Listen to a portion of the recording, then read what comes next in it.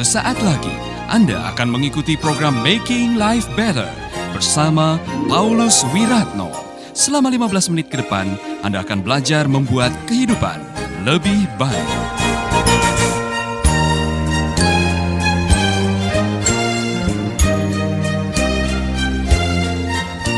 Amsal 11 ayat 24-25, ada yang memberi, tambah kaya. Ada yang menyimpan, tambah miskin. Saudara-saudara, saya mau tanya kepada Anda yang sudah menikah ini. Bagaimana Anda tahu bahwa pasanganmu waktu pacaran dulu adalah orang yang murah hati? Bagaimana saudara tahu bahwa dia orang yang murah hati, Pak? Bagaimana? Ya, suka traktir ya, bukan morotin. Kalau baru pacaran sudah mengatakan, aku cinta kepadamu sayang, apa yang bisa kau berikan buat aku? Putuskan dia hari itu. Karena itu orang mau morotin saudara, dia menggunakan cinta untuk mendapatkan keuntungan. Padahal mencintai artinya memberi, karena begitu besar kasih Allah akan dunia ini sehingga ia memberi. Kalau saudara memberi, pasti saudara akan mendapat. Give and you will be given. Saudara-saudara, kita semua harus jujur. Kita ini bisa lahir dalam dunia karena ada orang yang memberi. Ya kan? Malam itu mamamu memberi sesuatu kepada papamu, sehingga engkau lahir di dunia ini. Kalau malam itu mamamu mengatakan, tidak mau, pasti saudara tidak akan lahir di dunia ini. Ya kan? Jadi hidup adalah take and give. Maka kalau mau menjalani hidup dengan sukacita, carilah pasangan hidup yang tidak pelit. Yang pelit-pelit bertobat. Saya kasih tahu, yang pelit, kalau Anda termasuk orang yang pelit bertobat. Saya ulangi lagi, berkali-kali saya mengatakan ini, saya tidak malu mengatakannya. Saya belum pernah lihat orang pelit bahagia. Semua mengucapkan itu, 1, 2, 3. Amin. Pernah lihat orang pelit? Senyum aja dia mikir. Kan dia takut kalau dia tersenyum kemudian senyumnya diminta lagi oleh tetangganya, oleh temannya. Jadi saudara, bertobat.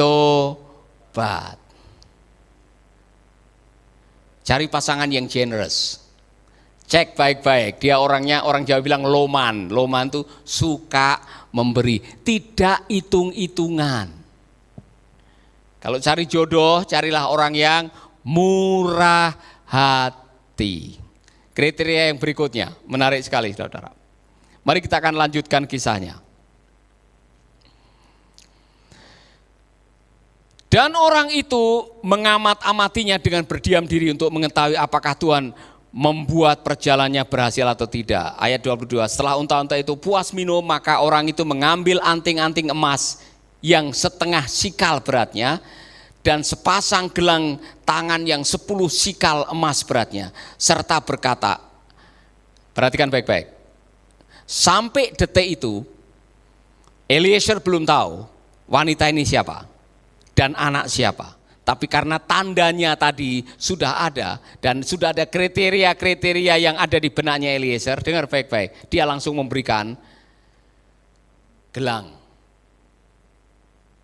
memberikan emas kepada wanita ini. Baru dia tanya, anak siapakah engkau? Lalu jawabnya kepadanya, ayahku Betuel, anak Milka yang melahirkannya bagi Nahor.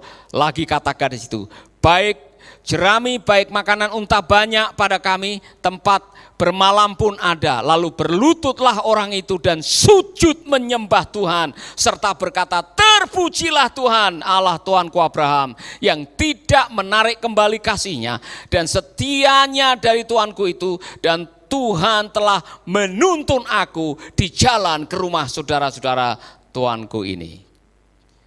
Saudara-saudara, luar biasa sekali cara Tuhan menolong Eliezer. Ternyata waktu Eliezer memberikan hadiah, yaitu kalung dan gelang itu, atau anting dengan gelang itu, masih belum tahu Ribka itu anak siapa.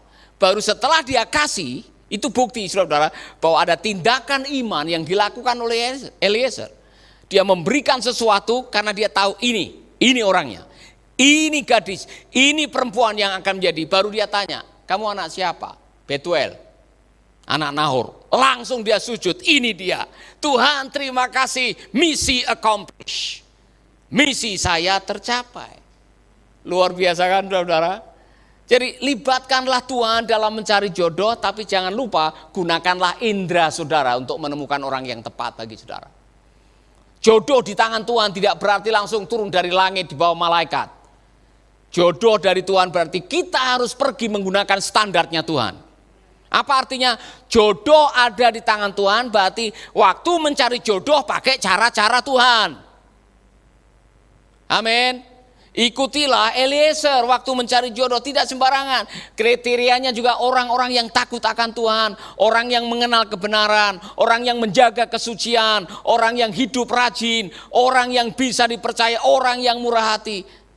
Itulah yang dilakukan dan itulah yang dimiliki oleh Ribka.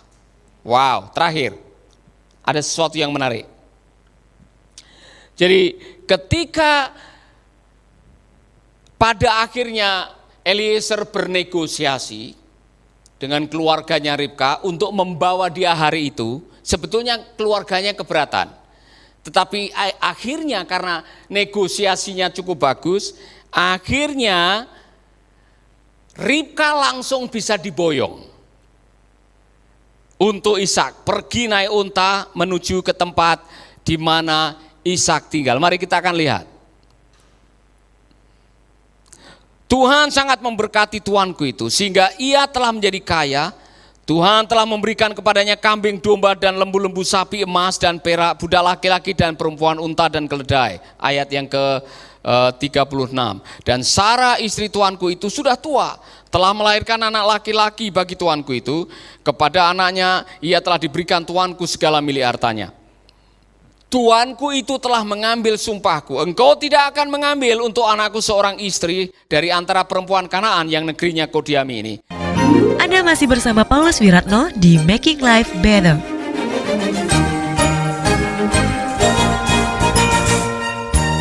Tetapi engkau harus pergi ke rumah ayahku dan kepada kaumku untuk mengambil seorang istri bagi anakku. Jawabnya kepada tuanku itu, mungkin perempuan itu tidak mau ikut aku.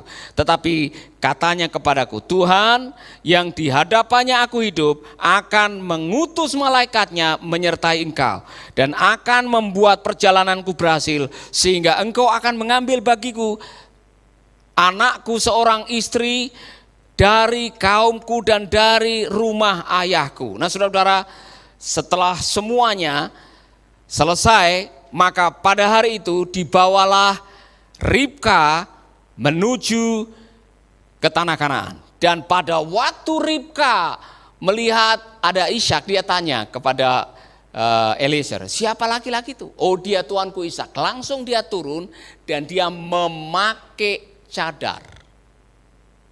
Penafsir mengatakan ini, saudara. Apa yang dilakukan oleh Ribka waktu dia memakai cadar, dia mengatakan the covering with a veil signified, ada 3 arti. Wanita memakai cadar pada waktu itu ada 3 arti. Chastity, modesty, and submission. Apa artinya? Seorang yang memakai cadar adalah tanda bahwa dia wanita yang sopan, modest.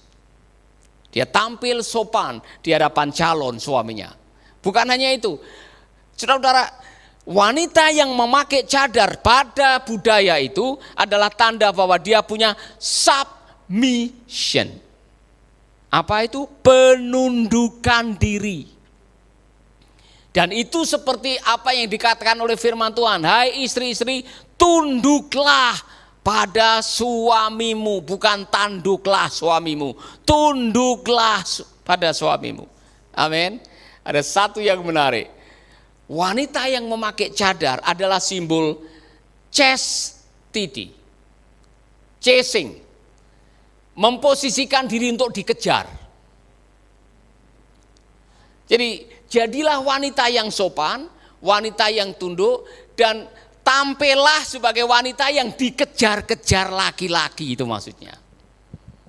tidak membosankan, menarik penampilannya, selalu memberikan penampilan yang terbaik untuk pasangan Anda.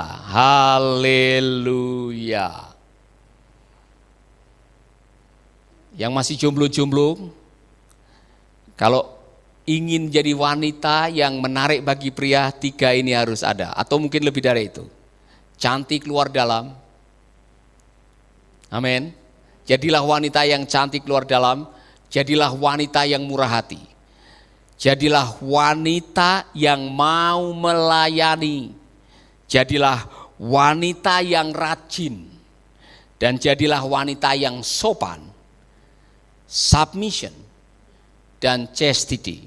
Wanita yang tampil menarik sehingga membuat pria-pria mengejar Anda, itu maksudnya. Luar biasa kan saudara?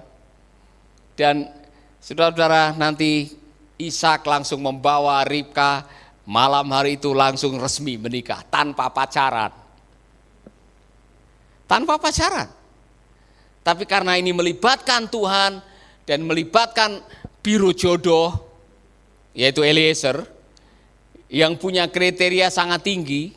Eliezer punya kriteria sangat tinggi. Dia mencari wanita yang rajin, wanita yang cantik, wanita yang murah hati, wanita yang mau melayani, wanita yang di sini dikatakan submit. Dan akhirnya dari mereka lahirlah Yakub dan Esau. Dari Yakub, keturunan 12 Israel itu, akhirnya lahirlah umat Israel dan menggenapi apa yang dikatakan oleh Tuhan. Aku akan membuat keturunanmu menjadi besar. Keturunanmu akan menjadi berkat bagi bangsa-bangsa. Saudara-saudara, God is a generations God.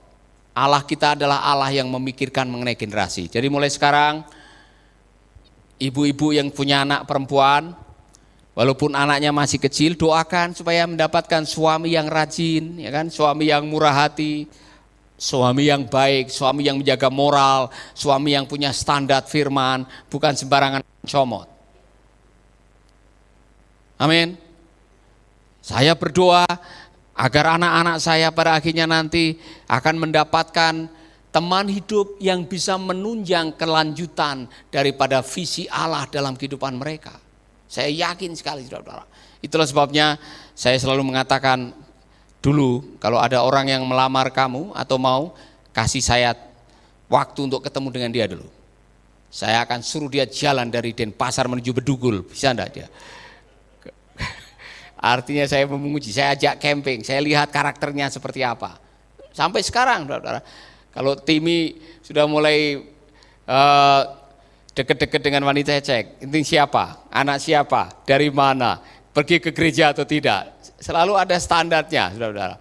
Karena saya pengen memastikan anak-anak bahagia karena mendapatkan teman hidup yang baik. Saya ulangi kalimat ini, teman hidup Anda menentukan tercapai atau tidak tujuan hidup Anda. Salah memilih teman hidup, bisa-bisa Anda berakhir di tempat yang salah. Amin. Nah, sekarang yang sudah terlanjur menikah, Anda tidak punya kesempatan untuk memilih lagi. Iya kan? Kalau di antara kriteria tadi kok Anda belum punya, contoh Anda masih suka malas, suami atau istri yang malas, suami atau istri yang pelit, suami atau istri yang tidak menjaga moral, suami istri yang tidak submit atau tidak menghargai, bertobat.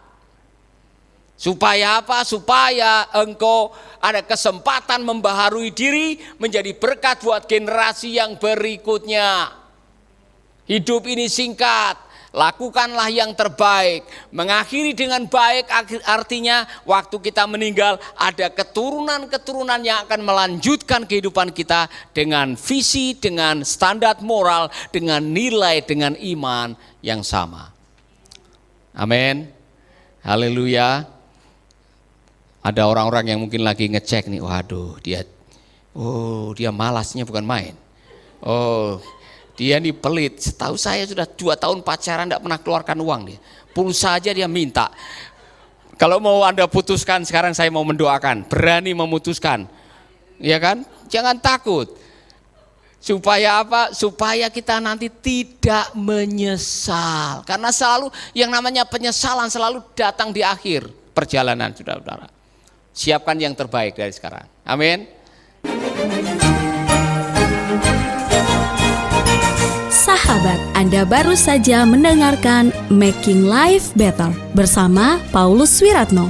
Jika Anda diberkati, kirimkan kesaksian Anda ke Radio Dian Mandiri, Jalan Intan LC2, Gang 4 Nomor 1, Denpasar, Bali. Kunjungi website kami di pauluswiratno.com, Facebook Paulus Wiratno. Hubungi kami di 0811 3901 144 dan 0811 3901 140. Sekali lagi 0811 3901 144 dan 0811 3901 140. Anda juga bisa mendengarkan program Making Life Better ini melalui handphone Anda. Download aplikasinya di Play Store atau App Store.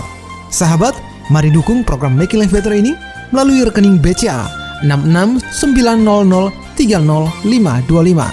Sekali lagi, rekening BCA 6690300525 atas nama Wiratno. Terima kasih, Tuhan Yesus memberkati.